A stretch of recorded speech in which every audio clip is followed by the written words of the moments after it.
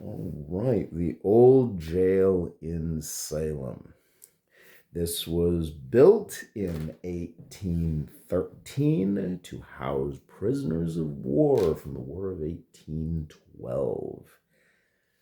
And it had all the mod cons that one would expect in a prison in 1813, and they were not updated even until the prison was forcibly closed by a federal judge saying that it was inhumane to have prisoners living without running water and electricity. This was a tough prison for tough prisoners. Some of the worst criminals in the history of Massachusetts lived right here, at least for part of their sentences.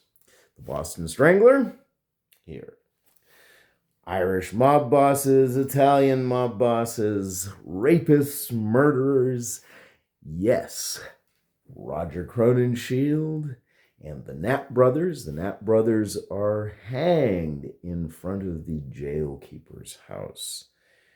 And Crowninshield committed suicide in cell 33. So, anyway, Crowninshield viewed himself as a bit of a New England aristocrat.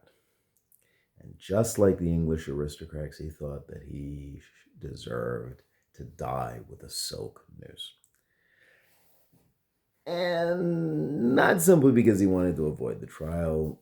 In those days, in Massachusetts, it was not possible to charge an accomplice if the principal in a case was not convicted. And Crowninshield wanted to save his brother. So he got 2 silk handkerchiefs smuggled in, and he hanged himself with that. Now, in his cell, there was nothing high up for him to attach his homemade noose. So what did he do? He tied them around his neck and around the bars of his cell, and pushing with the heels of his feet against the stones, he asphyxiated himself. He was a pretty tough guy. Yeah, well, cell 33 has been haunted ever since. Now, this is a prison, given the charming conditions. I need to remind you, no running water means that the prisoners were issued what was euphemistically called chamber pots.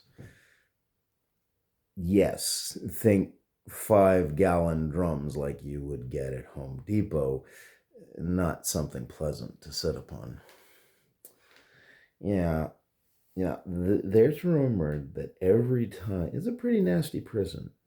It had more than one prison riot. It was rumored that every time there was a prison riot, there would always be some kind of haunting in cell 33. Roger Crowninshield was an evil man, and his ghost was evil as well. Frequently would appear there, and followed by the demons of hell,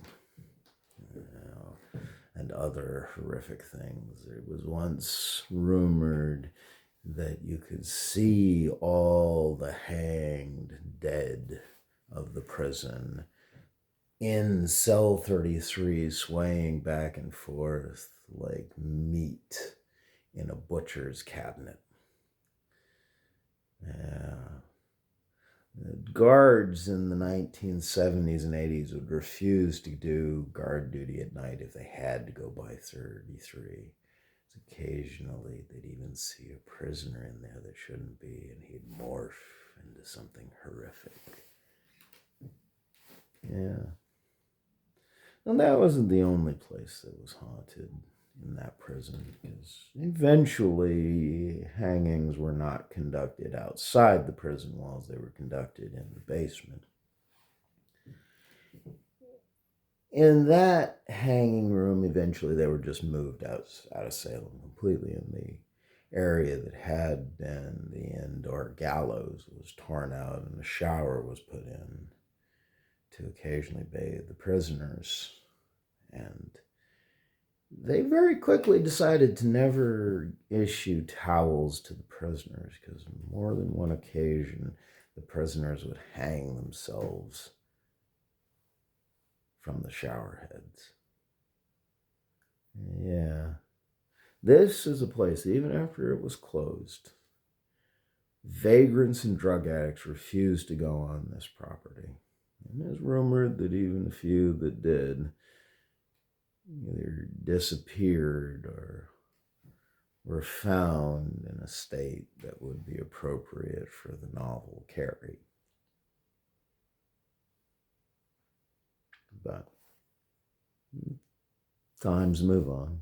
A few years ago, the building was gutted and it was transformed into condos. And today, it is some of the most expensive property in Salem. The next thing we're going to look at is the Howard Street Cemetery.